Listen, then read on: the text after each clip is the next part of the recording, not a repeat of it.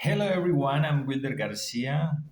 I'm a student for the National Open and Distance University, and in this opportunity, I want to talk about the final task for educational management course.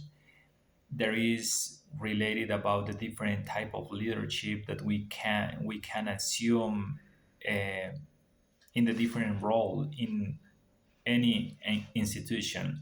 But the one that I picked for for this activity was the principal and responsibility or the principal leadership.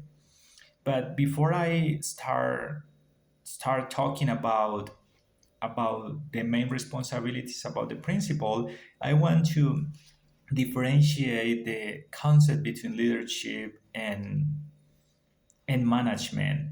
Basically, people who are leader are those who has clear vision about the future or has clear uh, goals. But management or people who are in charge of X or Y organization. Management basically it means to develop or accomplish day-to-day tasks. So basically they don't have the clear vision about the future. So let me start with the first aspect that principal need to have in order to assume that big responsibility. The first one is to have a clear vision, as I already mentioned.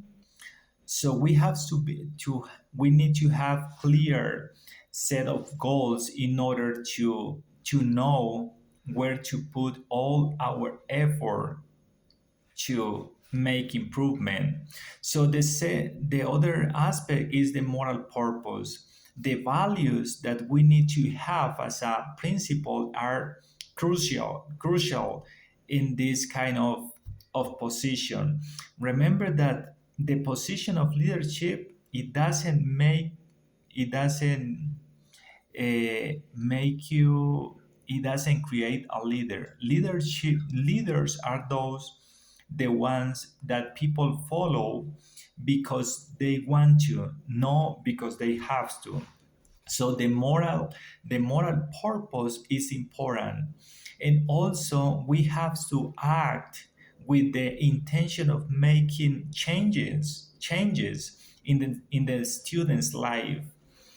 Uh, and also uh, the the second one is the sense of vocation and clarity of vision. It's basic. It has a big relationship with the first one, because here we have to set up our goals clear, not just 6 months ahead, but 1 year or even more. We have to be completely conscious about what is going to happen in the next few years. The directors also need to have a really good communication between among all the staff, because when we listen we learn, and when we listen, that is the only way that we have in order to know about the different problems that are happening in our institution. And the and the number four is the motivation.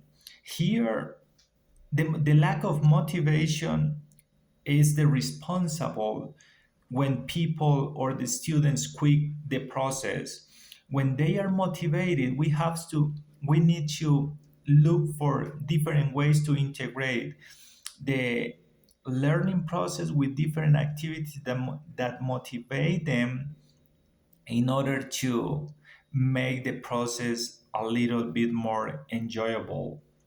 Number five, we have to be committed to maintaining and raising the quality standards. As a principal, we don't have to care too much about the quantity of the students, but the quality is important. When we have when we don't have that much students, we are going to be able to offer a better service. Remember that here we are talking about a private institution. So normally those values that I mentioned before are those the ones that are going to create the character of the principal, because some people just care about a lot of students in order to get more money. But in this case, we have to be care about the quality, not the quantity.